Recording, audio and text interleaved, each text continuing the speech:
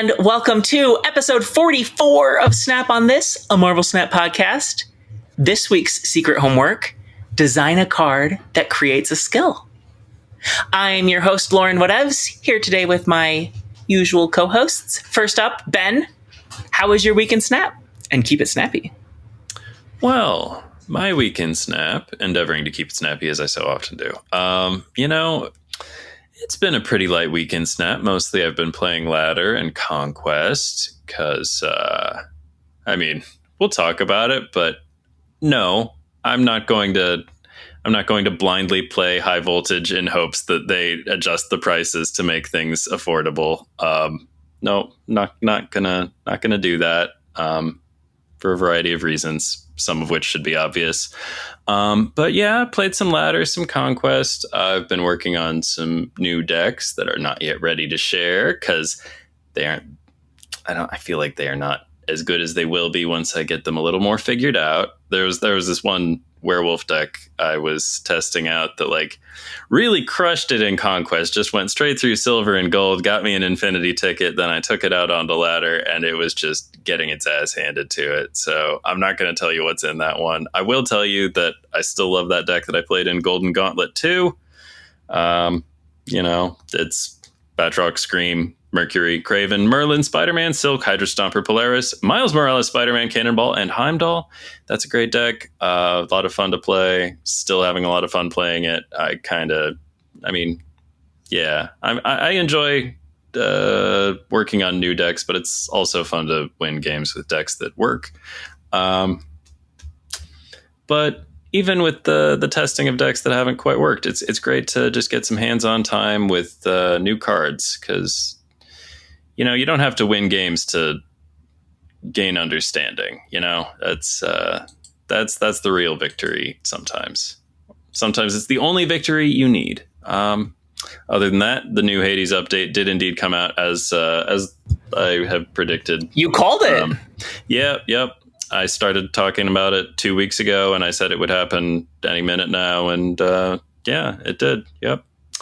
And it's a lot of fun. Highly recommend. Oh, wow. These Vow of Rivals versions of these boss fights. A lot of fun. Something inevitable happens in the Skilla boss fight. There's a familiar face that pops up in the Eris boss fight. A lot of unexpected but familiar faces popping up in funny places.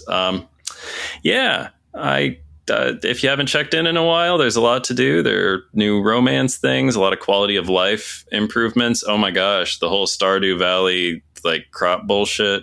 Wow, a lot of things are just a lot smoother and they do everything for you, and it's all as easy as it should have been all along. Even though it didn't seem especially burdensome at launch, I really appreciate that they have streamlined and just sanded off the rough edges. And oh my gosh, they've added so much art in this new update. That's the real cool stuff. Everything looks so gorgeous, from the portraits of the characters to the gameplay itself, the action, everything looks crispy right now. You shared Narcissus with us, and he looks fabulous. He is indeed a beautiful flower, as the little his little sub name thing, his subtitle in the dialogue things has always described him as a beautiful flower, but he just looked like placeholder art of a hooded figure this whole time. More than a year now. Yeah, I've been playing this game for more than a year. It was a $30 investment.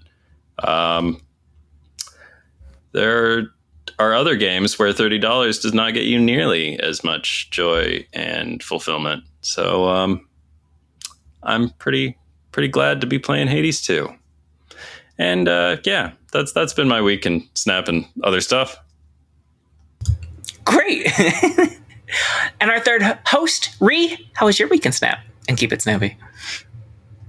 Okay, I'm keeping it very snappy this week because I am sneak-septing a comics corner into secret homework. And I played a lot of Nightmare. We have a lot to say about High Voltage, so I didn't want to digress too far. I just wanted to say To our listeners, a very heartfelt thank you for all the nice comments we get always, but especially over this past week. We are a bit humble podcasters who, do this in our spare time, and we don't have all the time to put into it that full-time content creators do. So we really, appreciate, for me, like, seeing the comments every week are a big reason that I do this. And it's a lot of me feels good that I get every week. So, please and thank you for all the... We got a little reel last up, and yeah, the response has been good. So that was all I was going to say for my week in Snap, because I have a lot to say about other things. Back to I thought you were seeking Comics Corner. But for secret homework, it's related. Oh, I see. I warped secret. I was like, how can I warp secret homework to the Comics Corner that I didn't get to talk about several weeks ago? I went on a dystopian fantasy. Okay. My week in Snap, obviously, spent some time with Nightmare, card I was very excited for. I'll talk about that in a second. And then High Voltage. This is where we're going to sneak into the High Voltage conversation. It dropped, and everybody was very upset about a bunch of things. But, doing some basic math revealed that Kid Omega was fucking expensive. So I was like, all right, how many Ultimate Guides have I done by now? Let's do another one. I kind of expected it to be more similar from the one High Voltage to the next, but no, this one was quite different. And so, I spent time doing math and analysis, and that was a lot of what my Weekend Snap looked like. I should talk about something exciting before fully going into High Voltage Overdrive. I got another clip, and this one was Taskmaster copying Strange Supreme, because there's something funky you can do with merge cards where if you merge something onto an existing card, suddenly it becomes your last played card, right? Like you can put a Hulkbuster on something that has been on your board forever and it counts as your last played card. I was like, oh, I saw somebody do something funky in High Voltage with like, it was just like the perfect setup where like Lemuria was there on the last turn, and then a Juggernaut ended up pushing a card that Strange Supreme ended up pushing Strange Supreme, even though they weren't on the same location, because Strange Supreme ate something at the Juggernaut location. It was really weird. And I was like, whoa, I don't know why I hadn't thought about this merging situation before with, Strange Supreme's auto merge. But anyway, I used Invisible Woman to copy Strange Supreme at the end of the game and make a big fat Taskmaster. That's fun. I miss Inviswoman tricks. I know. Yeah, there's some really good ones out there. A little harder to do a Taskmaster at 6 cost now. But also, as soon as you mentioned Taskmaster, I was like, that's like often a worse card for me to get in High Voltage. Like specifically when the transform effect happens, and you're like, no, keep that really giant juicy 5 cost, and it's like, no, Taskmaster, copy this like 3 gets a 3. Wow, yeah. Usually an Infinity Stone for me. I've been playing some Infinity Ultrons, so it's like I'm like, yeah. It used to be a really cool deck back when Tasky was a 5, where you would put down Inviswoman and then you'd play Shuri outside of Invisible Woman, Taskmaster on Invisible Woman, and Destroyer off. So you'd end up with like, 32 power Destroyer and then a 32 power Taskmaster. It was super cool. And like real, like that sounds like a big combo, but like it was a real enough deck. You've got like Nimrod in there or whatever. Like you could do stuff with that deck. And then if you drew the nuts to do the Taskmaster play, it was super cool. It was like 3 cards, right? Something like that.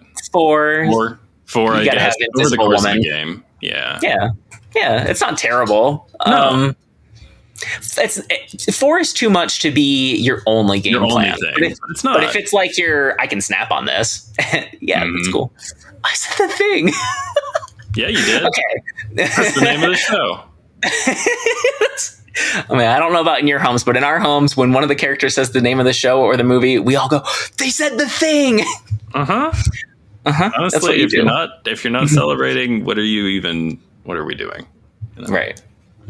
Okay, let's talk about Overdrive. I don't know. What do we want to talk about? The mode itself? Like, let's leave the economy stuff for the end, because that's... Yeah, let's start with the mode. It is intrinsically tied into the game mode, but also it doesn't have to be. Like, we can imagine a world where this mode came out in the exact same state, but had a good economy. Mm-hmm.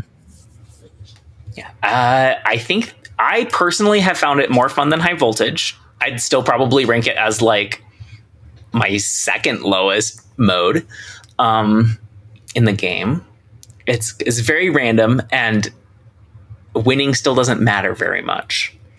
But mixing in the random cards into your deck, making it like Arisha mirrors, kind of, it does make it so that every match is very different. Something I appreciate. Normal High Voltage gets kind of samey. Mm-hmm. I agree. I feel like they solved some problems and created some new ones by solving those problems. So Yep. one problem was like, aside from just increasing the ban list ever and ever more just to like force the meta to shake up, they had a problem where it's like you were always playing Ebony Ma, you were always playing Mirage, you're almost playing like Baron Zemo. Like the decks got extremely similar over time, which is not fun. You know what I mean? So they added like an extra turn, right? With some extra bullshit. Which, by the way, like chimichangas are fun, but like waiting for the animation to play out Oh my gosh. is The it animations not are fun? so bad. Right. So the length of the time it takes for the animations to take place, plus the fact that you have a whole extra turn of waiting time, makes the game longer, which is anti what everyone liked about High Voltage or tolerated about High Voltage. If they didn't like it, was like, at least it's fast. Right? Yeah, Yep. It's really fast. It's harder to get tilted when you're playing like 3-turn games that are super fast, all of that stuff. So they solved like one problem by forcing this more diverse meta of like decks you'll see in it, but like thereby lengthen the game, which is like the same thing that Conquest does to the base game, right? Which it's like it solves the problem that you can't determine the best player based on one game because of luck. You know what I mean? So, but by extending the length of by having to play multiple games in Conquest, then they've also kind of killed by solving one problem. What makes Snap so fun, just how fast it is compared to like almost literally every other card game, to be honest, that has depth. You know what I mean? So, there's that. Yeah, the Arisham stuff too also like brings in fun, but also like makes it feel less like you're in control. And they did also bring back some of the problem where it's like everyone's got Shang. It's just Shang everywhere, all over. You know what I mean? And it's like maybe that's an interesting challenge where you're like, can I build to just like not get Shanged? But it's like you have too much random cards. So it's just like, who drew their Shang and when are they playing it and on what lane? Like tech piles and good cards is just like that's optimal when half your deck is handed to you. Shang, I feel like, is super necessary for the game, but metas where every deck is running Shang are not fun metas. The fun metas are when Shang naturally falls out of play. When he when he's there, just like he always is, and the high power stuff might be happening, but people just for some reason aren't playing Shang. Those are like, those are some good metas. Pretty tasty. Anyway, so those are some overall thoughts about the mode, I guess, for me. No. I totally agree. I had the same thought where it was like, okay, you did make the mode more fun for me anyway. I've seen some people who loved High Voltage not enjoy this one. But is a weird way to solve the problem is to like make it worse at the thing that makes High Voltage special, which is it's even faster. So anyway,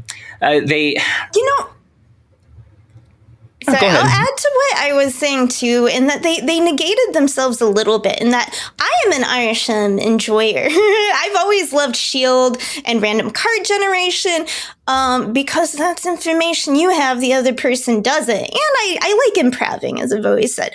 So like, that's fun for me about this mode, but then it feels completely negated when the effect is like transform your cards. It's like the cleverness of me playing out what I did, which I've done, it's fun for me to be like, ooh, look at this, like, random weird thing I can do because I'm playing this combination of cards that I usually wouldn't in a deck, that's really fun for me. But when it's like my cleverness is negated, they're all just going to transform into random stuff, which I know is something you can plan for. But this is something I always say about board games. I want a little randomness in my board games, but not so much, like not Settlers of Catan. It's like, I want a little bit that I can account for, not stuff that just, is so big. It's like, okay, I just have to count that all of these cards will be garbage and potentially ruin everything. Yeah, I compared it to having items and hazards in Smash Brothers, where it's like, it's a party game. It's right for some people. That's how my wife likes to play Smash Brothers. But I would much rather play, there's still some randomness involved, but not so much randomness that it's a party game. And like, I know that I'm sure there are players who feel that like the added complexity of high voltage overdrive or whatever is, that's like raising the potential for skill expression or whatever. But, I don't think it is. I think it's just added complexity that's unpredictable and that you can't really manage, and like things are too far outside of your control. And yeah, the items and hazards in Smash is like it's a very apt comparison. Yeah, I don't know. I mean, like I do like it better than regular high voltage. It's just regular high voltage gave me better reasons to engage with it, and this one super didn't. Yeah. Like both of them I don't like as much as regular Snap. So I need a reason that I'm going to be playing in a less fun way. I can get a card by spending 60 minutes in this mode every day or whatever. That might be worth it for me. I don't know. I think some of the design that I said, like, too, though, I'm just saying that it's like, because I'm critiquing it as like game design and because I want it to be better all the time, as compared to high voltage before, I almost might just enjoy it the same because like they had different pros and cons. You know what I mean? Yeah. Yeah. I'm sorry. What were you saying, Lauren? I think I don't know if it's like visual design that's failing to do its job of communicating, or if it just needed a better onboarding experience. But I've seen lots of people not understand the game mode, like thinking that the reactor effects are completely random when they go off, or like not understanding how they scale every turn, or why on turn 4 suddenly it changed from draw cards to generate a blob. It's like, I mean, all that information is available, but like people are just going to go in and play the mode. They're not going to read the blog first when you release the blog at the same time the game comes out. I don't know why that's their strategy. If the blog came out a day or two earlier, there'd be time for people to understand how the mode works. Yeah. And there'd be content creators that covered it if you preferred it in video format. Like, I think it's a really strange strategy that the blogs drop like on release minute of the game mode. Like they have a very good onboarding experience for core Snap. Like there are, comic style text bubbles that pop up, and it's like, we don't need that a ton in Snap, but every now and then, like you're a comic book. Somebody who worked there at some point understood the value of explaining things. Yeah, and you can make it super short and sweet, just like, hey, notice the reactor has little lights that light up? That happens when you play a charged card. Like, yep. I don't know. But it almost never doesn't go off, right? But like, oh, what were you saying? I'm just like, how often is it going off for you guys? Mine in pretty much every game. There's been like one game that was notable to me because I'm like, oh, the reactor never went off. We didn't play enough church. I didn't end up playing a ton of games, but it usually went off for me. Yeah, but I've intentionally either set it off a turn earlier or a turn later by controlling how many charge cards I'm playing. Like, depending on if it's beneficial for me or not, or if it's one of the ones I know changes on turn 4, like you can kind of play around that. Go for the Galactus effect or the blob and see if that can win you the game in a game that's not going very well for you. But again, the Galactus effect did not feel very fun to me. No, but I've probably won 1 or 2 matches that way. Yeah, but it should maybe they should pick more fun effects. Yeah, it's another one that is of slow animation also. It's that too. I don't want to sit here and watch, what is it, 16 cards explode? Like, there's a reason World Ship is so rare. Yeah. Anyway, it's an okay mode. It's good enough to play for a week. Yeah, I would like to see a high voltage focus on being faster. How do you yes, still make tweaks to make the game, to pursue making it more fun and solve the problems of high voltage, but it should be a design constraint that our goal is to make it faster than Snap. Core Snap. Yeah. I agree. Okay. The economy. You can collect every single, fill every single mission. You get 3 missions every 8 hours.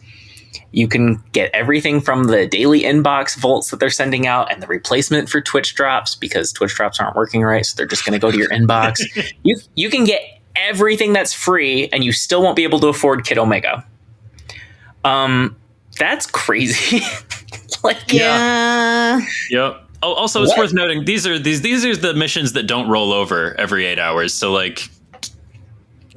oh, that was a huge part of my critique. Is it was okay that it sucked that high voltage missions didn't stack before, but it was okay because you only needed 2/3 of them to get first Ghost Rider. It wasn't okay, but it was easier to put up with when the other things weren't as bad. Having to check in twice a day is so different of the thing, but there was should more be tolerable. Stacking. Definitely, there should be stacking. But that was some of the feedback that I gave to the in the creator area, as I was because I had a bunch of friends saying I was just improving my relationship with Snap by taking it more casually. And all of a sudden, I hate that they're making me play every 8 hours. And obviously you don't have to, but it feels like you have to. Cards are so valuable in this game because of the nature of card acquisition. It's if I can play to get a free Series 5 card, I'm going to do that. But you can't. You can play to get a discount on a Series 5 card. And that's crazy after the precedent they've set in, every previous game mode. I heard one. It doesn't feel good.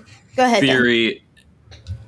I don't think this didn't make a lot of sense to me, but is there any possibility that the prices were so egregious in terms of volts because they accidentally released Mercury and Hellion too early? I think they meant to make Kid Omega cost that much. That's what I think.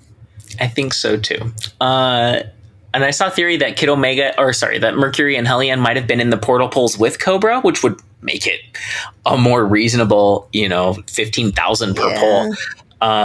But they didn't have the same release date in the data mines that Cobra and Kid Omega had. So I think it's more likely that they were supposed to be in Sanctum Showdown, which is, starting next week.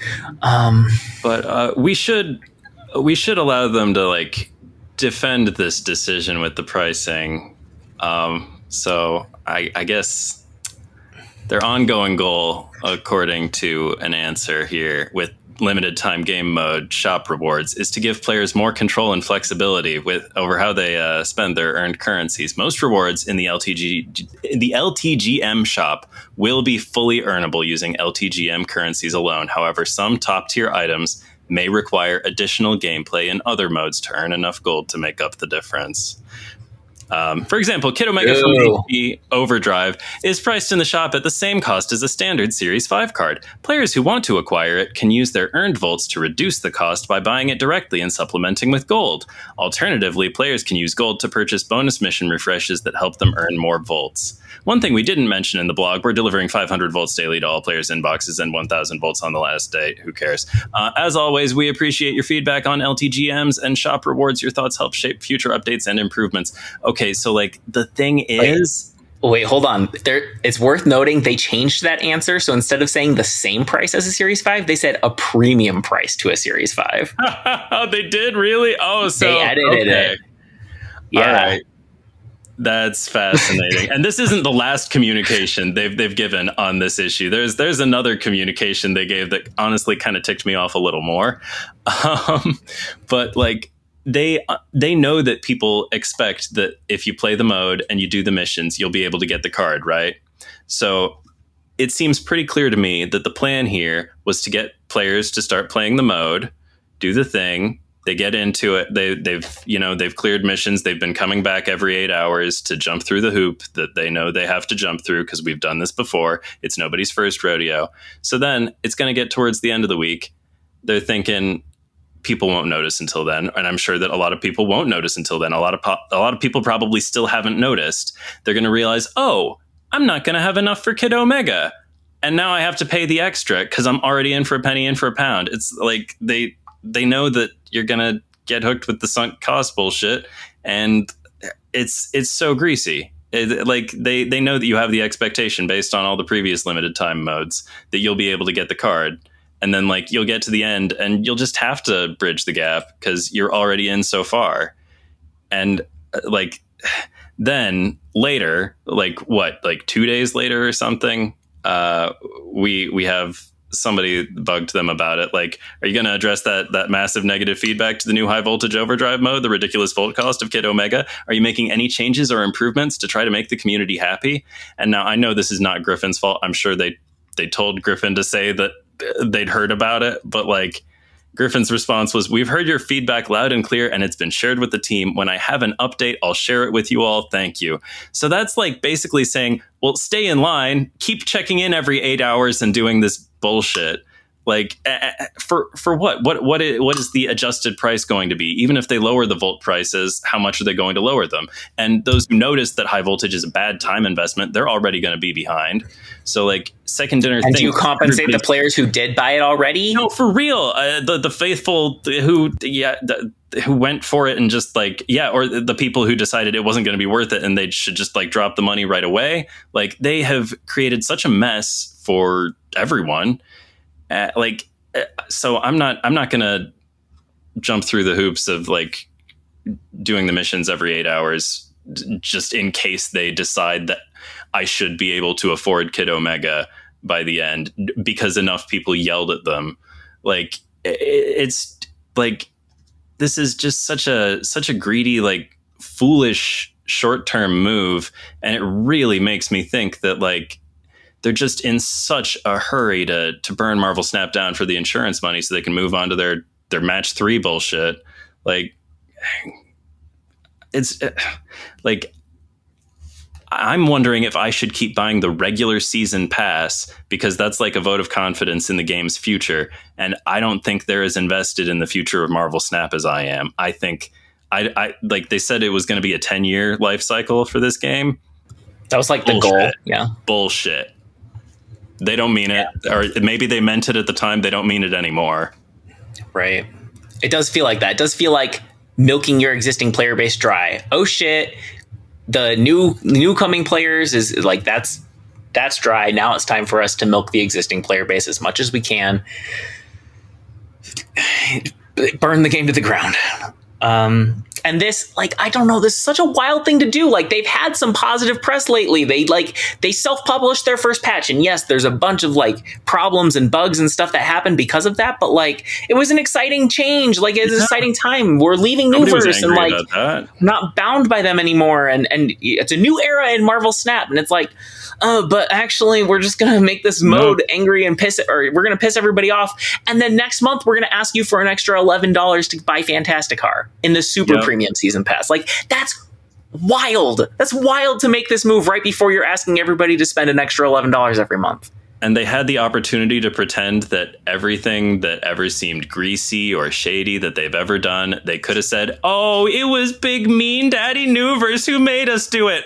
But not anymore. Mask slipped, guys. You've been full of shit all along. Like, it's really disappointing. Crazy. I think their goal is a little bit different. My theory is that they've been trying to figure out how to add more and more cards to the game and, and prevent kind of collection complete. So adding more cards to the game in a way that's not obtainable easily by people. And, like they kind of like screwed up in how they're doing it, because they're changing a lot of things, patterns that players already have. And I kind of disagree, obviously, with the goal to begin with, because my stance has always been that a subscription, a season pass to the game should enable you to be collection complete, because it's a card game, you know? Yeah. And and whaling should be limited to like cosmetics. And Kid Omega is way too powerful a card to lock even like season pass buyers like myself out of obtaining without spending additional money. I will say too, the feeling, right, of this compared to like what was a successful shop, I would say, in the last Sanctum Showdown, where you get in, it's like, oh, here's all this stuff that I want. You know what I mean? I did feel like you were getting stuff a little too slowly, but it's like it felt obtainable to get all this stuff. You could plan out the order you were going to get things. In this shop, they did one thing that I like, in which they did offer like a big variety of like rewards and that were repeatable. It was like, oh, like if I had all these vaults, I could go and like you can get like premium, you know, random like premium variants and stuff. And I was hyped to see all of that before I realized how few vaults. Like we had this amazing shop. And yet, even as like a paying customer, I've been given this pittance of Chuck E. Cheese tokens for this shop. And I have not missed a single. I'm pretty sure I've which is not normal for me. Normally, because of my limited time and my time, like my time is I already don't have time to play other games that aren't Snap and Final Fantasy, you know, and I miss that. I really do. But I podcast They're pretty about good, Snap. They're pretty good out there. I know, that's what I'm saying, but I'm like, I'm not going to play no Snap and continue to do a podcast about Snap. You know what I mean? A dedicated time. And normally I have a dedicated time of day, you know, usually it's late at night or whatever, but you know what I mean? I get all my missions done and stuff. And then if it's like a different day, maybe I get to play twice in a day at 2 different times of the day. You know, I give myself a little snap break earlier in the day. But I never log in every 8 hours and like grind out a set of missions. And I've been doing that. And it's not because I want to, and it's not because it's enjoyable, but because it's like, if there's a chance I can get like Kid Omega and like, you know, do this stuff, I need to take it. So like I've been doing that, and when I look at my vaults, it's like I just got enough to, I think, finally make a poll if I wanted to like 1 and 3 to see if I can get Cobra, which is like a card I'm not really excited about. And I already have a million great variants for Storm. I already have a good Iron Lead variant, and it's like I would rather, if I was going to get one of those for 15, I'd rather just spend my vaults on the like random variants. You know what I mean? To see if I can get one for a card I don't have one for or whatever. And second, it's like I haven't spent anything when we were in Sanctum Showdown, because I could plan out, because I could, you know, see where I was going to get. I actually got little rewards through the week. I think a lot of people who are playing in any sort of semi-serious way, like me, are sitting on their token of vaults as people who this game and spending your stupid in-game currency is like the source of dopamine. This is why we play games. Let us spend the in-money currency that we maybe don't do in our regular, you know, lives. We're trying to reduce our consumerism and, you know, all the stuff we got going on. So like, you know, and instead it's like I have to just sit here because there's a chance maybe they'll give us some extra volts on the backlash of Kid Omega. I honestly don't think they will, you know, we'll see, but which like, will be even wilder because Griffin came in to be like, oh, I told him, guys, and they told me to tell you that I told them. Like, I don't know. Anywho. Well, because they're not going to say anything until they're sure of exactly what they're going to do, right? If they are going to do anything. And so I just have to sit in this bank of volts basically until the whole mode is over. And then like to see if, you know, well, okay, yeah, I didn't get enough for Kid Omega, so I guess I'll use it in this. And yeah, I don't know that I have it in me to keep going for like every 8 hours when I've been doing that and my rewards feel so pitiful. I'm like, for it, and I don't even get to spend those because I have to see what goes on. And like, yeah, this was a bad miss. And Kid Omega is strong and good from what I've seen personally playing the game. Yeah, and they locked it behind gold. That's the most pay-to-win thing that has existed in this game. Well, I mean, whoever makes the decisions asked the designers, what's the best card that we can put in the shop? And, they told them, I don't want to sign all these ulterior motives. I wasn't in the room, but that's probably what happened.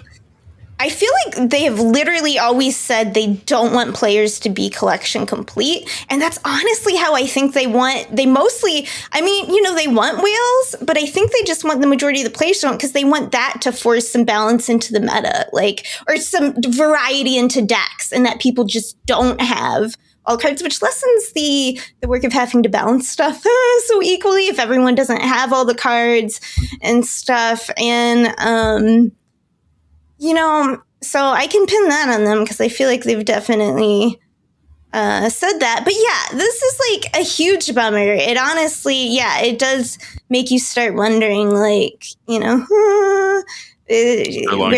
Snap on this when Marvel Snap gets shut down, because they're they do strip it for parts. But we'll see. It's still a good card game, right? That's why we're all playing it. So I hold out hope. Hopefully they fix it. If these business idiots don't ruin it, we'll see. I think that there will be compensation of some sort. I have no idea what that'll look like, and that seems really tough to deal with. And I don't know if this is enough time for them to, maybe backpedal on some decisions that, like the super premium season pass having a card that's going to just look bad at this point, which it already was going to, but now it's bad. Yeah, but now it's going to look even worse. And I don't know, they're getting super duper review bombed on Steam, probably on the app stores too. I haven't looked.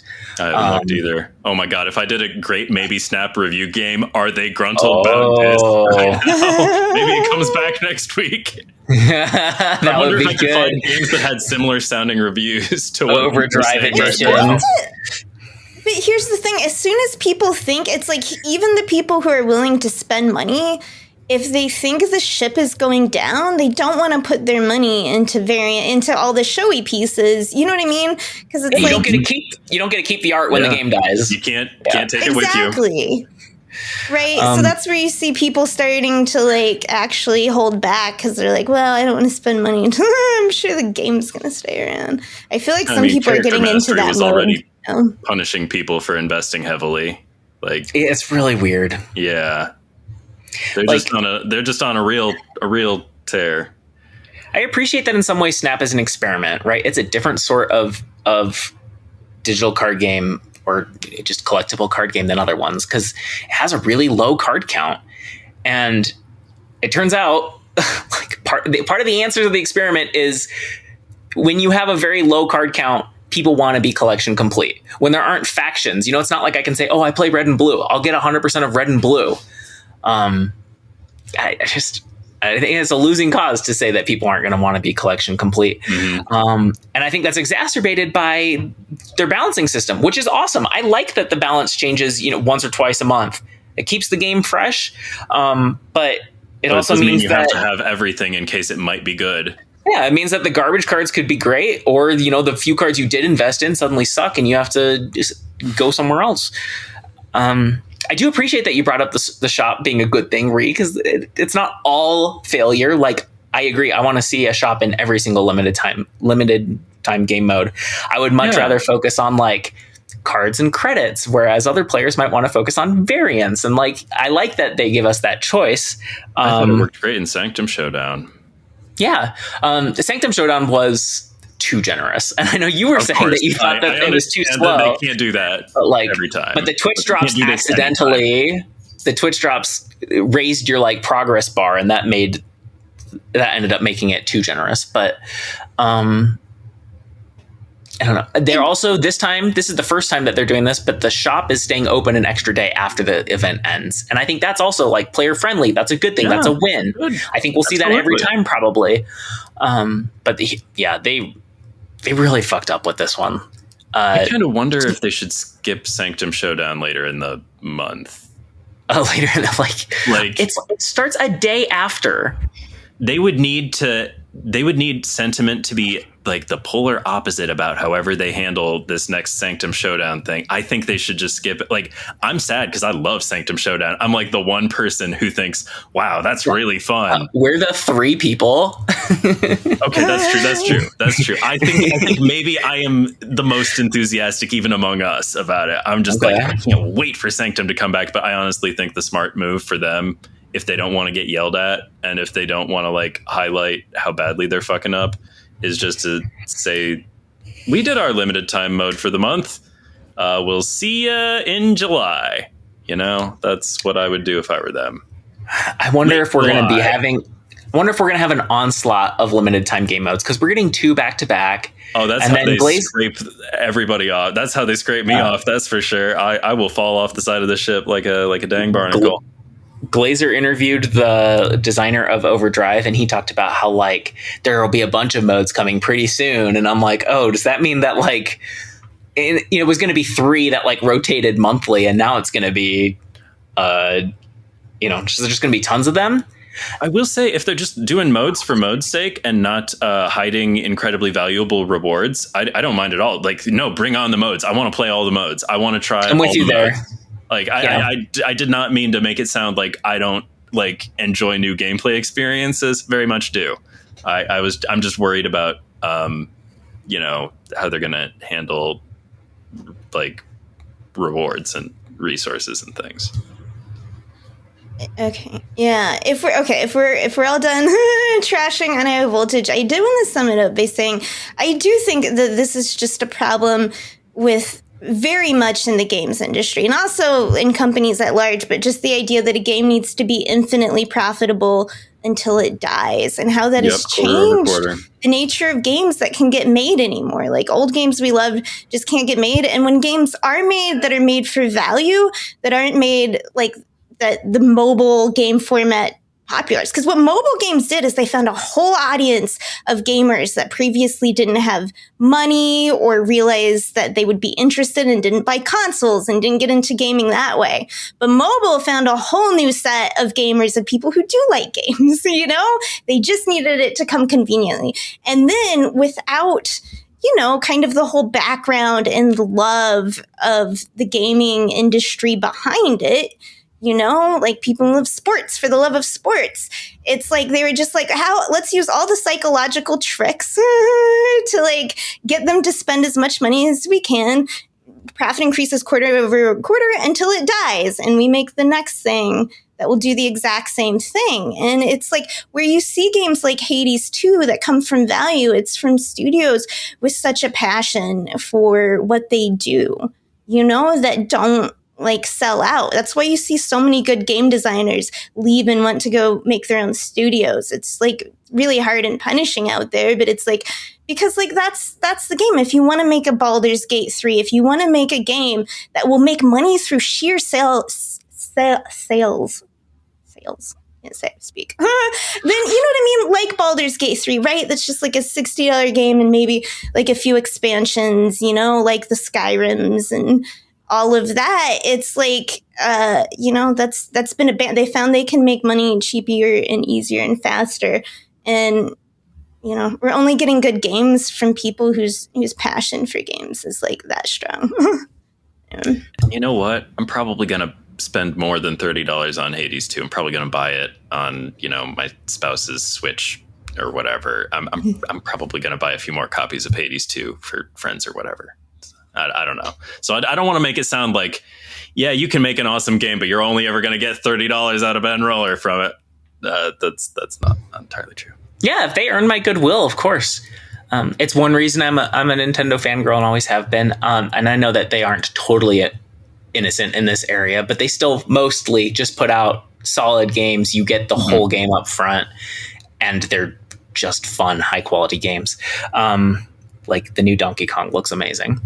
But then also the new Mario Kart's $80, and people have struggled with that. Okay. I wanted to, I don't know. I know we didn't talk numbers or anything like that, and I don't think we need to at this point. If you're really interested in them, you can check out, my thing on Twitter or Blue Sky. It's like you have to play like 5 to 6 hours every single day in order to afford Kid Omega with a 50% win rate. That's atrocious. What about the stuff for which you'd have to play more than 24 hours a day? Yeah, if you want Cobra 2, you have to play more than 24 hours a day. Get yourself a time machine. Or pay, right? And I hate it. It's so player hostile. An event should be fun. Horrible look. Not a punishment to your players. We should all feel like we're celebrating this game that we love. Yeah. That's not how I feel. My plan is to get the cards with tokens. I will keep playing Overdrive as long as it's kind of fun, and I'll probably put my volts towards credits or something. I will wait until July 16th to get Kid Omega with tokens. I don't know about Cobra. Maybe if I accidentally get him in a snap pack. And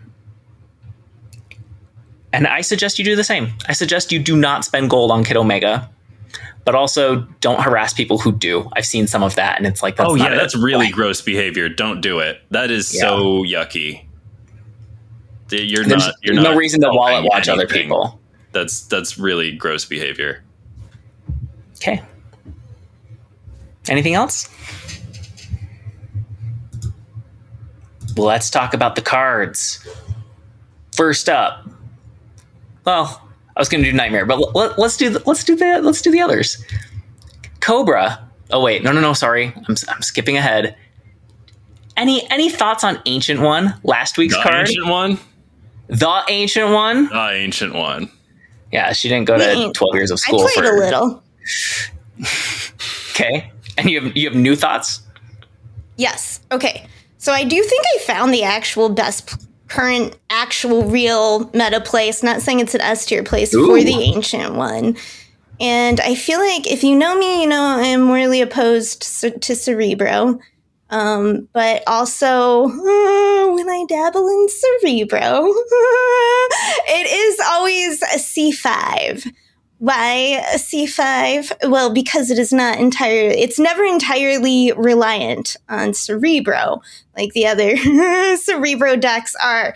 It is great fun for your Cerebro to get discarded by like locations or whatever, and then they snap you because like, you lost your Cerebro, you're done, and you're like, you have not yet begun to fight, and that's C5. It's a lot of fun. My biggest problem, and it's like, yes, it is as fun as you would think, turning a whole bunch of cards into Cerebro in what location.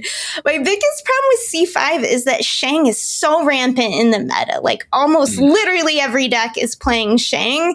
And it was hard for me to keep the energy below Shang level to the last minute when I needed to play stuff out in a certain order energy-wise. Like that tension is really difficult right now just because Shang is so prominent.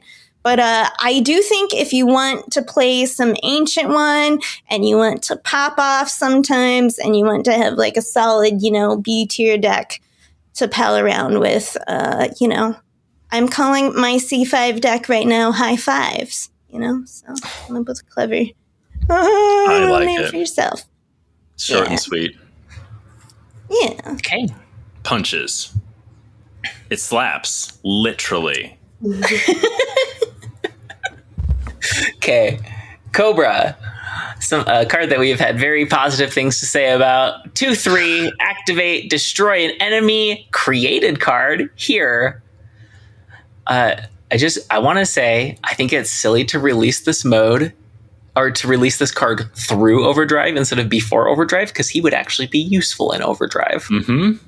Well, that's what I was going to say. This card is a 10 of 10 in the only way I play him, which is when I get him randomly in Overdrive, and it always works because it's Overdrive, and I think this is the best Cobra will be for a while. Yeah. I will say, it's neither here nor there, but the first Kid Omega I saw was in my first game of Overdrive from someone who had already purchased it. Oh, wow. Yeah, so that was my introduction. I think I've only seen one purchased so far. So yeah, somebody could have had Cobra in High Voltage Overdrive if they were a maniac or whatever. Wow, they really just didn't want to make this card good. Like every version of this card has been like just bonkers awful. I feel like this is the best one so far, though, right? Slow improvements. Yeah, but that's damnation by faint praise right there. Yeah. I think this one should be an on reveal. Absolutely. Why couldn't it be? It wouldn't be broken. I'll tell you that much. I feel like they think it makes it better, right? Because you can wait, but like deter your opponent from playing there. Yeah, exactly. Warn your opponent that like the other two lanes are safe. Yeah, it's problem with activate. Yep, it really is.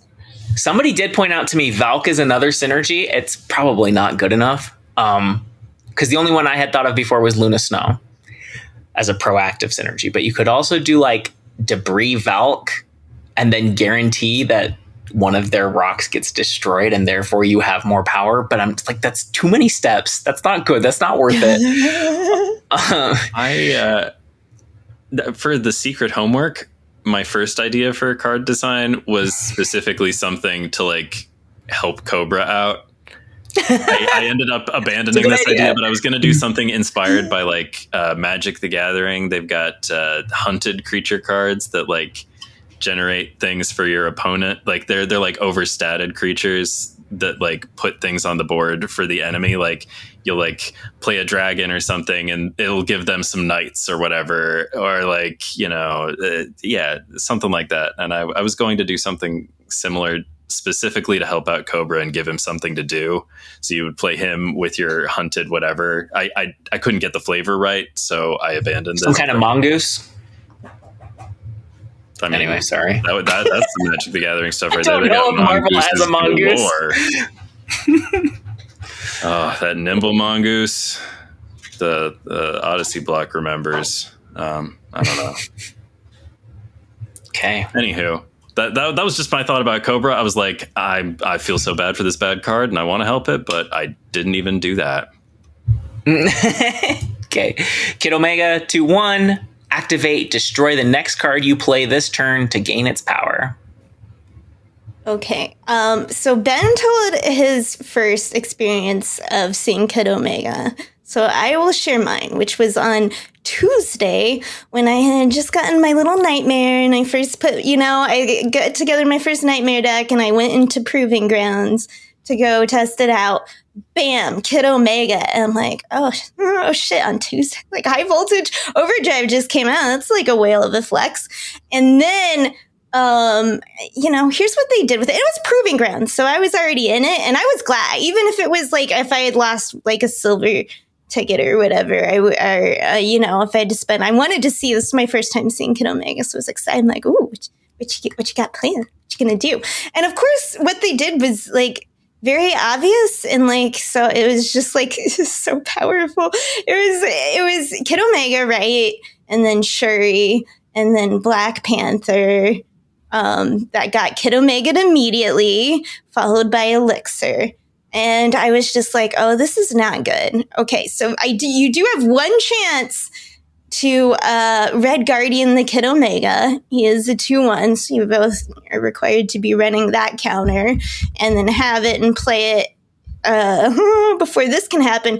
But here's the problem with Kid Omega's power. It's like, it's not like the kind of old stuff where you could say it's like Elixir could go either lane. Like, you know what I mean? Because before, when I think of Black Panther stuff, I'm thinking Arnim Zola, right? And it's super powerful, Black Panther into Arnim Zola, especially if you beefed him up previously, but it's very predictable, right? Is its like downfall. You know where the power is going to go with Arnim Zola, and you can plan around it.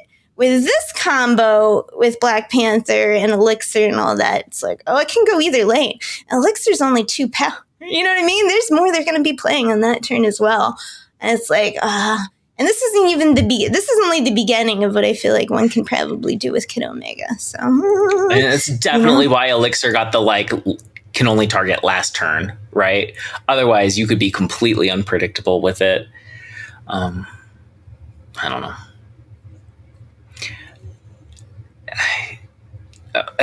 Its stats so far are ridiculously good. including in high infinite, like top 10% infinite. This thing's rocking like, I don't know, over 70% win rate. And that's ridiculous in top 10% infinite. KMB said part of it is that Kid Omega is just the matchup is very good into Nightmare, which is what everybody else is playing. Mm-hmm. But I heard Scott Denham say this, and I heard you say it on the podcast, Ben, that Kid Omega would still be a good card if it didn't gain power. And I think that's probably true, especially in a deck that's doing something like Shuri Black Panther or Shuri Nimrod. Mm-hmm. Yeah, it's a really good card. I mean, super good card that costs 9,000 gold. None of us have I'm it. glad I probably wasn't going to play it anyway because it's not like my kind of card. I don't like. I play the shit out of too it. Good, mostly. That's kind of why I don't like Badrock the Leaper. He's a little over the line. Yeah. What? I don't like cards like this. All I hear Ben say is like, "Here's how I don't like to have fun." No, your fun is very different in thinking. Yeah, find niche ways to use the card. I would use it a lot in weird combo things, but yeah, like a Nimrod. I love Nimrodding. It's like shame me now. That is fun. Baiting a Shang on a Nimrod. That is super fun. If you can fool them if they don't know you're a Nimrod deck and they're just like stoked about the Shuri and you can get them. Like, yeah, okay. It's so good. Okay, Nightmare 3 -1. On reveal, replace the text of each card in your hand with text from a random card of the same cost. Did you get him? I did not. Yeah. Oh, you didn't? Oh, yeah. I guess it's not a super Ben card. No, it's not. Okay, you said you played a bunch of them. I know you were excited. Okay. I've played against it a lot. I've been very excited for Nightmare, but I didn't build any of my own Nightmare decks because of all the high voltage stuff. Oh. So I'll try to have an original Nightmare deck next week. I have an idea that I'm really interested in exploring. Haven't been surprised that everybody's putting him with Sauron or War Machine, and I've tried both, and they're both good. Some of them literally both in the same deck. Mm-hmm. Is super fun. The stats are just middling, and I don't know if that's like, oh, this card is just a middling card, or if it's this card is going to take more than a week for people to figure out. I think it's more that, but you know, also, you can get it's a bad learning rolls. curve. Yeah, you can get bad rolls. Yeah. I lost more than one cube were me forgetting I had nightmared a card and trying to play it. I'm like, I've won! And then I'm like, I forgot.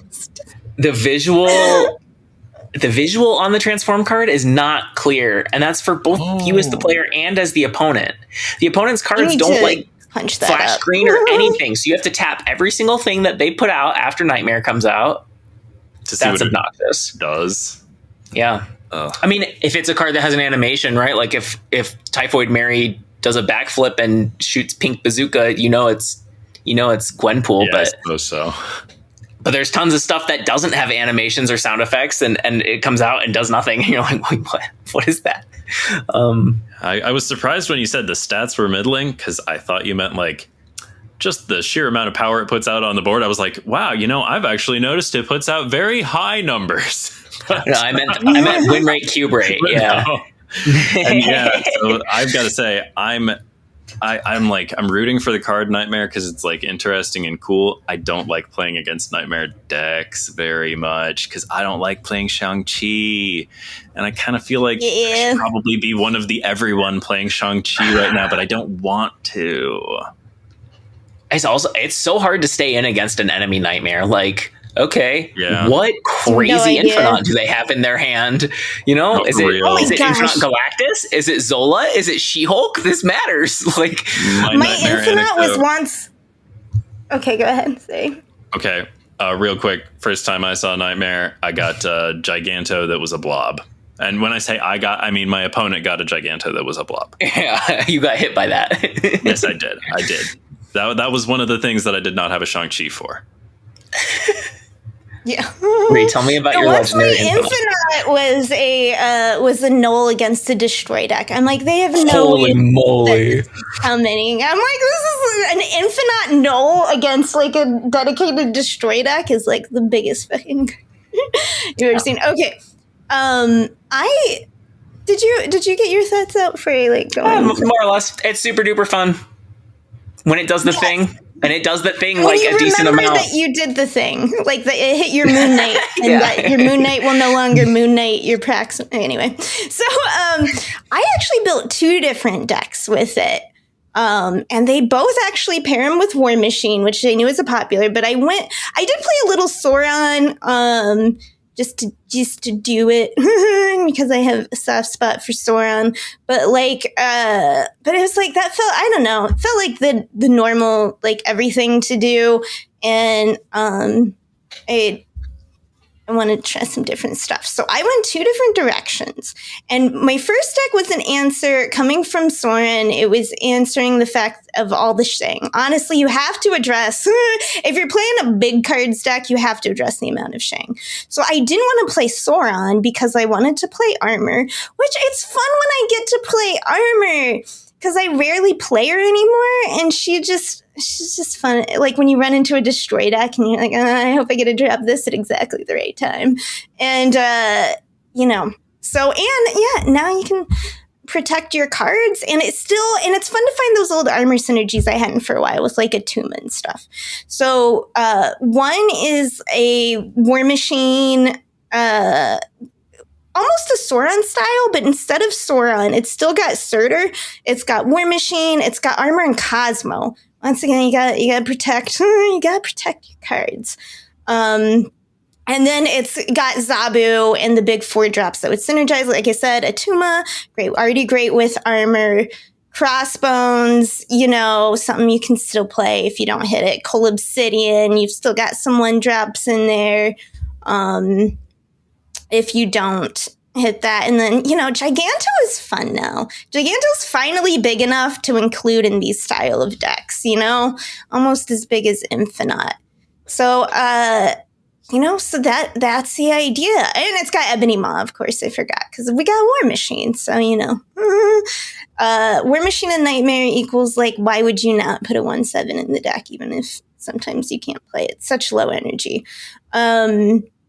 So I was tempted to fit in a Madam Web, but I thought Armor and Cosmo were the way to go. So that was one direction I went, and it was kind of like a Sauron style of deck that to answer all the Shang that is wrecking the Sauron decks.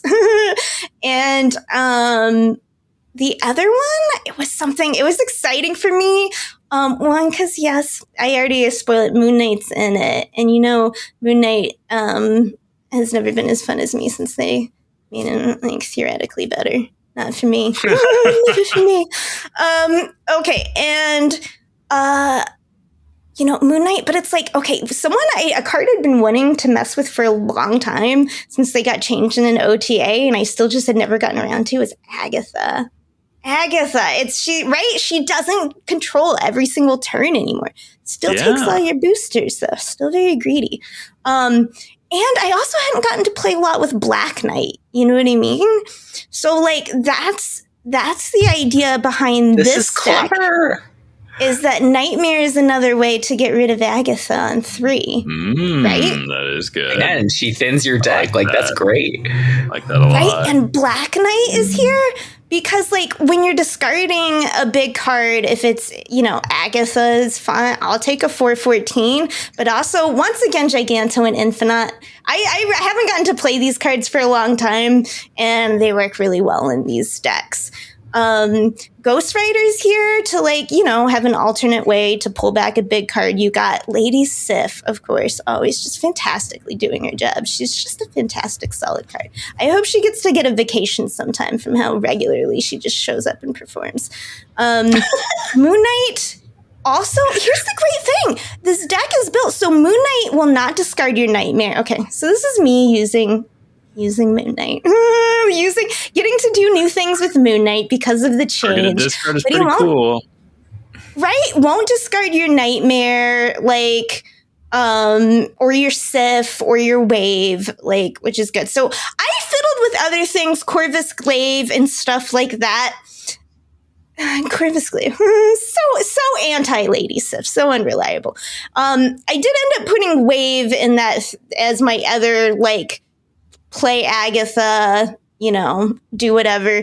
Surge, because Surge is just still really good. And it's like, you don't really care if Agatha, like, you're like, please play Surge on 2. That would be great. I had tried a Blade there, but Agatha was frequently discarding Moon Knight and giving me sad 4/3 ebony blades. little tiny sad ebony blades. So Blade did have to come out for more reliability, which shuffled some things in.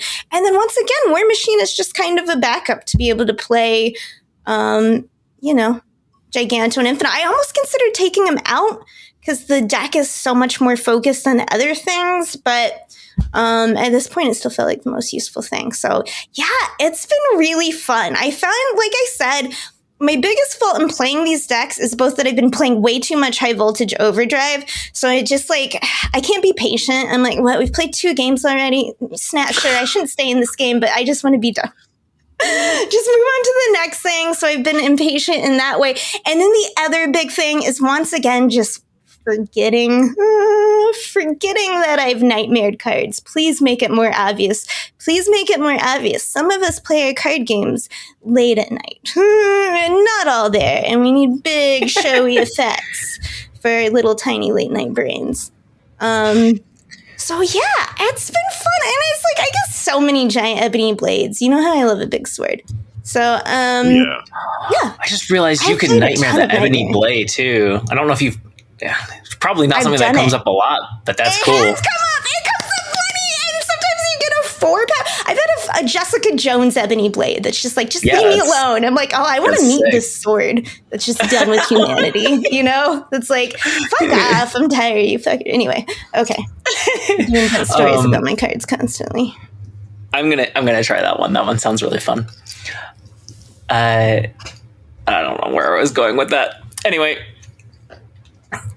Next week's card, Dormammu, 7-11. I think they shook up the schedule, but anyway, it's Dormammu. Last I looked. Game start, begin a summoning ritual.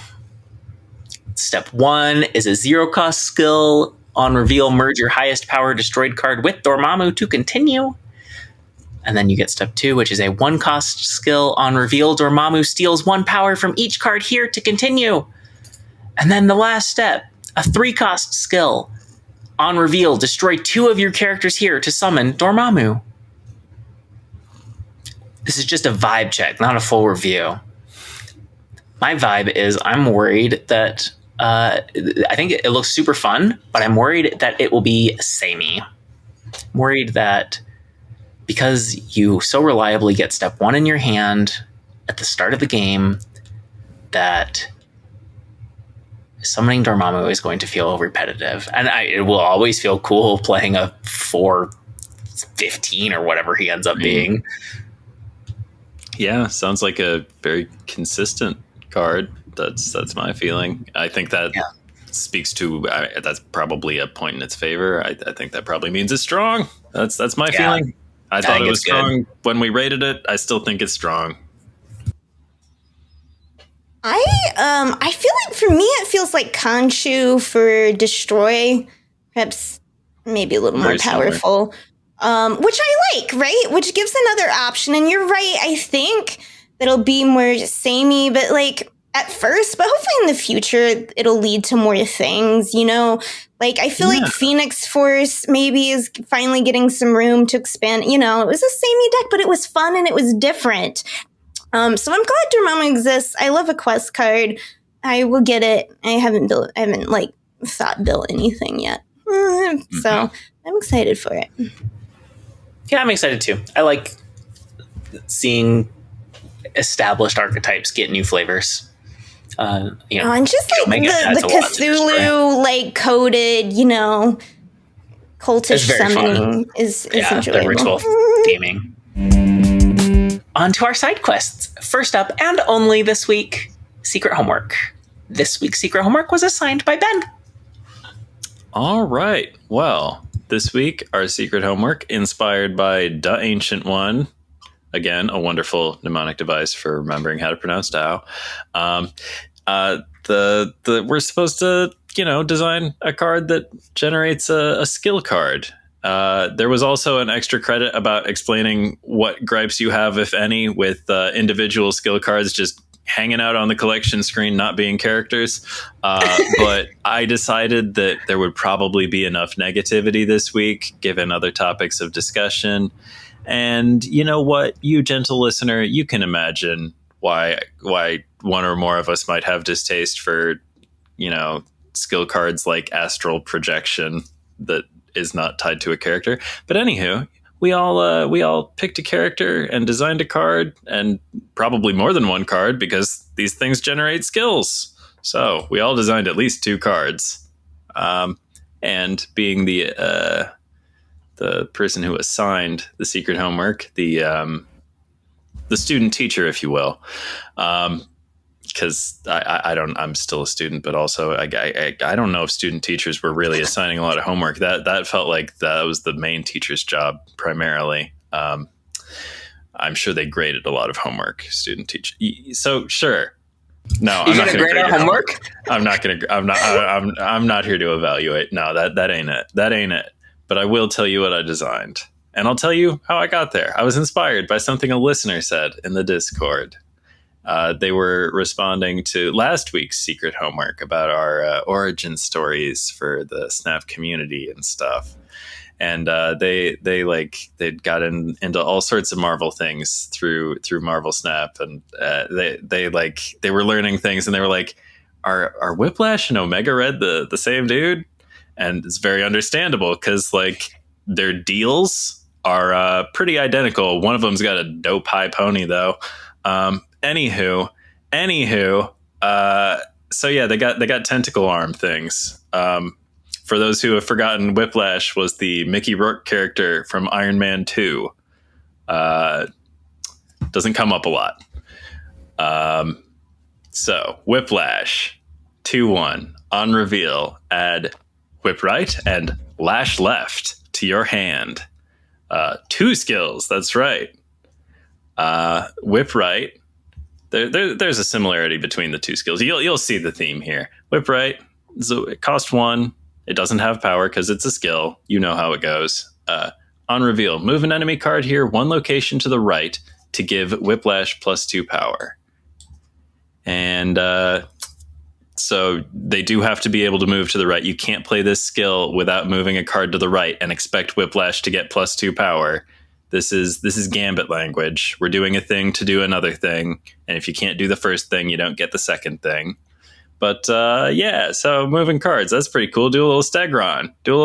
Make Whiplash a little bigger. I mean, it's a 2-turn thing and not as well statted as Stegron. And there's one more skill to tell you about. So don't even begin trying to evaluate this card compared to Stegron yet. Anywho, lash left. Ooh, it's 1 energy. Still doesn't have power because this one's also a skill. Get with the program. On reveal, afflict an enemy card here with -2 power and move it left.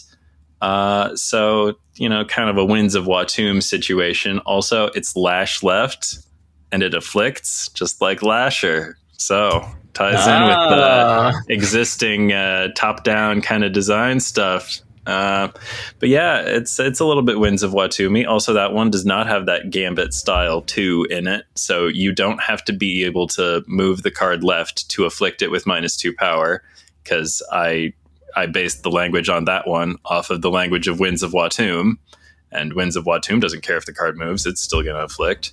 And so yeah, Whiplash altogether, you may notice that these stats come out to 4/5. You're spending 4 energy, getting 5 stats worth. You're moving 2 cards though, so this is good. I was going to ask you about that. I'm it seems understated, but also you would know if moving 2 cards is worth it. I'm telling you, this card would be fine. That's what. All right. I think the skill names are fantastic. Yeah, the symmetry is fun. I like it. Okay, I'm assigning next week's homework, so Ree. Okay, so I did, as I said earlier, seed my weekend snap time so that I might comics corner during secret homework, because I basically was like, how can I use secret homework as an excuse to talk about the latest run of West Coast Avengers. It's been so fun and such a surprise. Okay, so West Coast Avengers is usually kind of like the little weird, the little wonky Avengers, you know, out on the West Coast. And if that excites you, you'd probably backtrack on that excitement to learn the current team is led by Iron Man, who is like I like Tony Stark fine. I like Iron Man, but I won't prefer my like super bazillionaires or whatever to like be into caves and furry costumes, I guess. Anyway, no, I negate that I said that, please. Okay, so also, it sounded funny in my head when I said, like, don't say that. No. Okay, so moving on. Several times an episode. Iron Man's leading it. Okay. Also Rhodey, but like to be honest, he's not been like a real character. They haven't had time for him to have a storyline. Oh, have they failed to flesh out Rhodey as a character? You don't say. Yes. Okay. And this is what brings the Iron Man twist to me to make me excited though, because they like to set up Iron Man versus the rest of the Avengers, you know, as Big Money does. And like usually it's like in their civil wars, the obnoxious thing about them is like how obvious they are. So like the first Civil War, like, no, you don't require all people with some like to like sign up for a registry, you know, like if you're not doing it to all citizens, right? That's just so obviously wrong. And if that's the side you're on, it was just obviously wrong. And then Civil War II, if you're unfamiliar with Civil War II, and it's a big deal for me because they really like warped Captain Marvel's character from how she had been in this comic, which was kind of a bummer if you were a fan of Captain Marvel at the time. But the argument was it was Iron Man this time versus Captain Marvel. And Captain Marvel, it's basically Minority Report and profiling. They're like, oh, we have this way, we built this like psychic machine, we can see who's going to do crimes and we can stop them and arrest them and lock them up before it happens. And it's like, oh man, we've already had like the science fiction behind this, you know, with Minority Report. And it's just, you know, it's just right. If you like don't think that profiling is wrong, then you've just like been in a position of privilege or not lived enough life to have like seen the negative effects of that. Marvel Snap podcast. So like, you know, so it's just like, and I think, but this is generally agreed upon, right? Like, I'm not like saying anything controversial. This is like the obvious morality of like probably don't kill people and rob them, you know, like is how I feel about those sides. But here's how they pitted Tony against the other Avengers here is he wants to do like a villain, like kind of work release program. He wants to encourage reform among imprisoned supervillains who maybe, you know what I mean? Plenty of supervillains, you know, turn to crime for like various reasons that don't mean they're like at their core an evil person or whatever. And that's the idea behind it, which was just much more interesting tension, right? Because when Carol comes to argue with him, you kind of are like, you know, like both sides got some really good points here. Because inmate, not really an inmate, actually kind of a free criminal at this point, to be in the West Coast Avengers. Ultron, because here's what's been going on with Ultron lately. So Ultron, like after, I don't know, getting catapulted into a sun again, you know, however, the Avengers are always eventually kicking Ultron's ass. You know, Ultron, you know, got together and was just like, hey, I've been pretty failing hard over and over at my goal. Things aren't working. So as an artificial intelligence, let me just like split myself off into multiple entities, you know, see which ones come up with the best ideas, cull the rest one because we don't want weaklings because we're Ultron. And let's just try. Let's just let those Ultrons try different paths, and let's try something different than we had before. And so yeah, there's a lot of Ultron. There's more than one. Which you don't. It's kind of a reveal. Sorry, I spoiled it for you. No, it's in the first issue. I didn't spoil it for you. Just read it. Okay. And this Ultron was like, hey, maybe I've been wrong about things, and I should fight with the Avengers, and I should like atone for my crimes. And all the other Ultrons were like, this sucks, you're stupid, but like, you know, showed enough power to be given one of the, you know, Ultron identities. So this Ultron came to Earth and was like, I don't even think they'll listen to me or believe me, but I have to try because I must atone for my past aggressions. Immediately ends up sacrificing himself to save Tony Stark from certain death, and thereby completely earning his trust. And Tony could have just let Ultron die, but Tony, you know, is good with machines, saves Ultron. So this is Inmate 1. And how all the other Avengers feel about this is like, hey, Tony, is that fucking Ultron on your team? Is that fucking Ultron? Which you kind of have to be like, you know, some people have been murdered by, you know what I mean? Some people have been resurrected after being murdered by Ultron, you know, kind of deal, 'cause superheroes. So like, you know, so it's like a really interesting tension, but also the idea that it's like, we know, you know, as even more bazillionaires, with even stronger centers of willpower have learned, imprisoning villains doesn't always work to reduce all the crime. I mean, if you're even locking up the villains in the first place, because Ultron's wandering around free. So this was already like a much more interesting position of me, where there wasn't one obviously morally correct answer, you know, of the, yeah, it's wrong to kill people. It's wrong to hate someone because they're a girl, you know? And it's like, well, you know, duh. Like, anyway, so that's interesting, right? You know who else is in this series? Fucking Firestar. Do you remember that card that got canceled from Marvel Snap?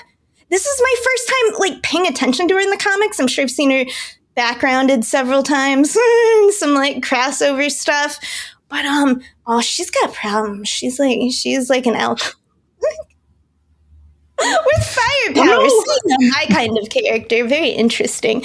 Anyway, and so because I could keep going, but I've been going for a while. I have to mention the real heart of the series, which was like a complete surprise to me, because the other inmate to join Ultron, which, you know, it's Ultron's pretty interesting storyline. They already had me hooked. Is a former, like, very B-tier villain called Killerwatt. But they've rebranded. They're like, you're not allowed to be in the Avengers and have, like, Killerwatt. So they force him into the name Blue Bolt, which he hates. And I think, okay, and I see this setup, and I'm like, okay, this is like the joke, throwaway little henchy character that's like, you know, kind of a B and kind of stupid and like all of this stuff. No. Blue Bolt is the heart of the entire series. This character I didn't even really like pay attention to or know, which is so good because of the subversion of my expectations that he would be a joke character. They gave him like so much depth. One, he's doing he agreed to do this, right? But they talk about he still has to return to the prison every night. Like, they release him just to go out superheroing. And, you know, and like Rhodey's like, hey, should we tell him we're trying to get permission to like let him stay here at the Avengers Mansion with the rest of us? And like Tony Irving's like, no, I don't want to get his hopes up in case it doesn't go through. But then you see this and how upset he is that like these people pretend to care about him. You know what I mean? Or just he's like in fucking like cuffs and stuff. You know what I mean? It's just like, and you get this like the sympathy for him right off the bat, you know? And even though they've shown him as kind of this like fuck up character, and with Firestar, right? Everyone's so like stoked that she's here. No one sees like how much she's hurting and how fucked up she is. And, you know, she like, they have a real moment of connecting, and she like is drunk and like comes on to him even, and it makes sense. Like even if for them to start a love story, and Blue Bolt is just like you are amazing, but you are like so fucked up right now. You don't need this. What you need is to fucking check into rehab. Like fucking take care of shit. And you're amazing. You'll come back and work, and we'll all need you. And he talks Firestar into going to rehab when Tony, who has been a fucking alcoholic, is like not kind of like noticed and paid attention to this, you know? And there's this moment later on where, you know, Blue Bolt's talking about like how much he hates Blue Bolt. And they're like, well, what do you want to call yourself? This is what Blue Bolt does. As soon as all the cameras are on them, and they're like, thanks to the West Coast Avengers saving us from Monster AB09. And they're like, and who are you? And he looks at the camera and he's like, call me Wonder Man. And then like the comic gets with Wonder Man, like, the fuck? That's trademarked, bitch. Like, and very really bad. Because Wonder Man, if you're not familiar with Wonder Man in Marvel, he's like a movie star. Why do we not have a Wonder Man card yet? I don't know. We'll get there. We'll get there. He's yeah. Yeah. So and it's like it's the show, and you think Blue Bolt's just always stirring the pot, but then like they find out like when Wonder Man shows up to like cause shit, you find out it's like it's because he has like a vendetta, and this is what he says. He's like, I have a vendetta against like Wonder Man that Wonder Man doesn't know, because Blue Bolt's dad was like always like Wonder Man was his hero from like the action movie, the old movies Wonder Man was in and stuff. And it was always like, why can't you be more like him? And it's like, wasn't it good? It was like, you know, he was like an abusive father and stuff. And there's all this like drama, you know, behind it. And it's like, but you see that, and you see the way they did a really good job in telling the story of how Blue Bolt is dealing with that by like, I don't know, acting out like a kid by being funny about it in a snarky way. And ultimately, though, Wonder Man is a true Avenger and a sweetie. Like, I think this is even the very last issue that I've read. Like, he brings him to see his dad. Because Blue Bolt had mentioned, like, yeah, my dad would fucking love to see you. And it's this great moment because it isn't like, and Blue Bolt and his father patched things up and all were healed and we, like, you know, everything's good now. It was just this moment where his dad was just kind of like, well, you know, maybe you could come back and talk sometime with me, you know, and Blue Bolt just says like, well, yeah, you got to have a funeral sometime, right? I'll come back. But it's just this kind of moment where it's like, maybe there's hope for a future. You know what I mean? Maybe things could be healed in the future, even if not right now, which is how things work, right? It's never like an instant, or it's never a quick thing. It's long. So it's done well. Anyway, so I will stop talking about West Coast Avengers and how much I've been enjoying it and tell you my card. So it is Blue Bolt, of course.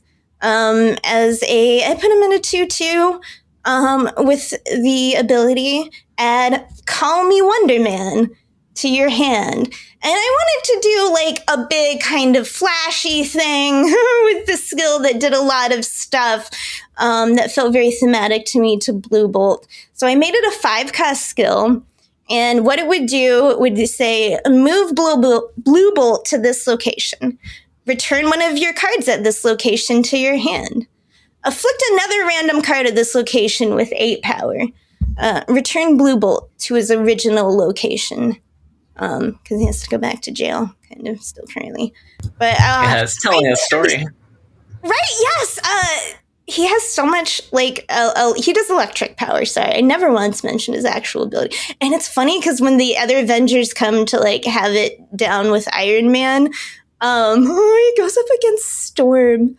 And he's like, oh, I know, you're the mutant that makes lightning. And Storm just, like, comes out at him. She's like, I am the lightning. I mean, a little milder than I'm doing it. But, you know, it's Storm. I can't imitate the force and, like, gravity and power behind her voice with my teeny little Ree voice. So, you know, up the drum of it. Anyway, and Blue Ball, they just show this part, you know, like him just looking, he's like, yeah, okay. You just sew it off. Like, it's like, oh, like, no fucking talk lightning this time. Anyway, so, yeah. And it's 5 because it does a lot of stuff. I figure it could be one that could be fun to, like, does a ton. Do random shit. Yeah. Yeah. It's your turn 5. It's explosive. Okay. My card. My design process, I thought of the skill first and then had to figure out something to thematically match it. So my card is Nova Prime. There have been several Nova Primes. I picked Arani Rael, who is the one in the MCU played by Glenn Close, but kind of the figurehead leader of Nova Corps. 2/3 on reveal, add Planetary Blockade to your hand. And then Planetary Blockade is a 1-cost skill. On reveal, permanently add 3 power to this location and prevent it from being changed. So I picture it being, you know, having an animation on the frame around the location, sort of like what happens to the power when Claw or Iron Man are in play. Yeah, I thought it'd be a cool thing for a skill to do to add power to a location, but there's no card left behind. Yeah. Yeah, it was kind of like a reverse instead of like blowing up and. Yeah, I really like that. That's such an interesting and like completely. That's some new territory. I like it. But it would also be like I trust them to program it and stuff. Like they could actually make that effect happen. That's a new thing they haven't done that I think they have the skills to execute. Yeah, I think that feels like it's it's close enough to what's already there. Anyway. Okay, I assigned next week's homework. Reading the outline. And I have a dog on my lap that's distracting me. Remy. The homework I'm assigning is inspired by High Voltage Overdrive. I want you to design a new game mode that is a twist on an existing mode. You don't have to invent an entirely new mode. You don't have to invent draft. But just come with a twist. That would be interesting, fun to play, whatever. Could be a big twist or a small one. Yeah. So, if you liked what you heard today, like, follow, subscribe, rate and review on iTunes or Spotify, leave us a comment on YouTube or Spotify, or come chat with us in the Speakeasy, our little corner of Discord. It's technically part of the Snap Judgments League Discord. Instructions to get there are in the show notes or video description. And hey, maybe you could come play secret homework alongside us. I always love seeing listener secret homework. We're proudly part of the Snap Judgments Network. That's how we're on their Discord, where you can listen to other great shows like Snap Judgments by Pulse Glazer and Roy on Saturdays. They always have guests, usually other content creators, but sometimes community members or Second Dinner employees. Yeah, check them out. Yeah, I imagine most of you already have. Most of you probably came to us from them, but they're our grandpods, so yeah.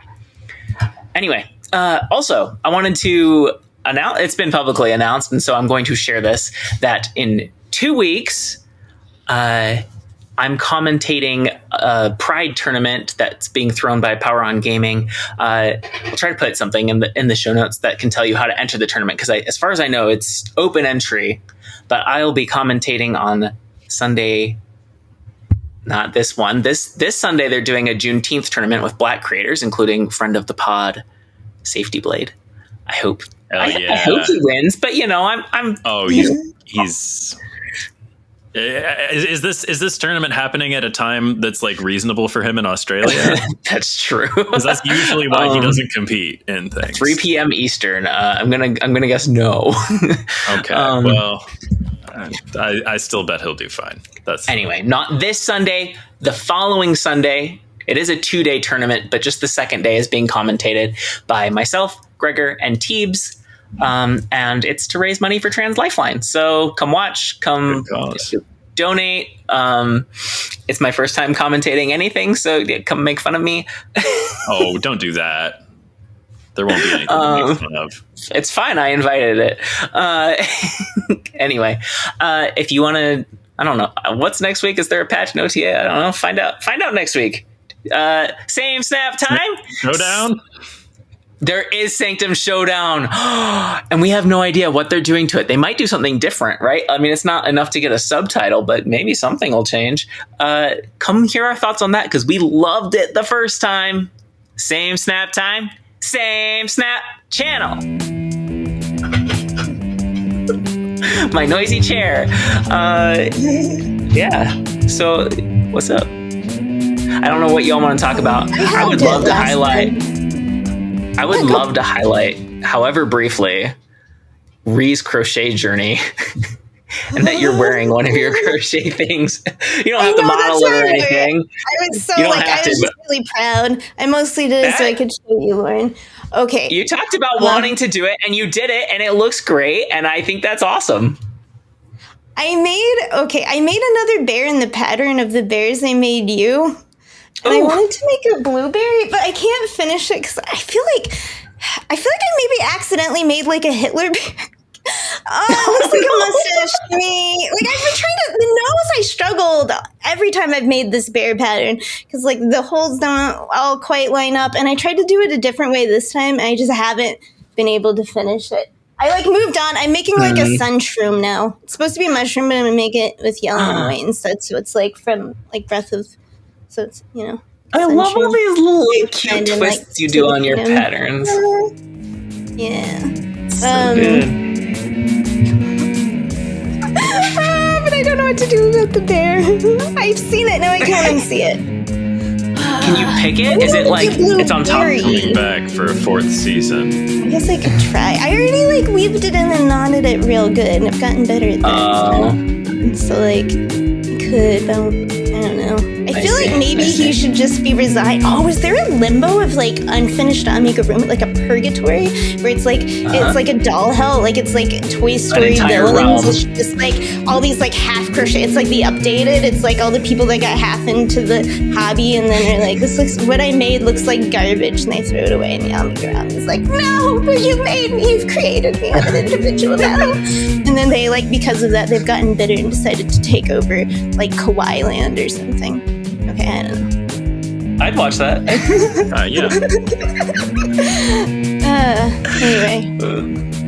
Yeah. Okay. Guess that's the end.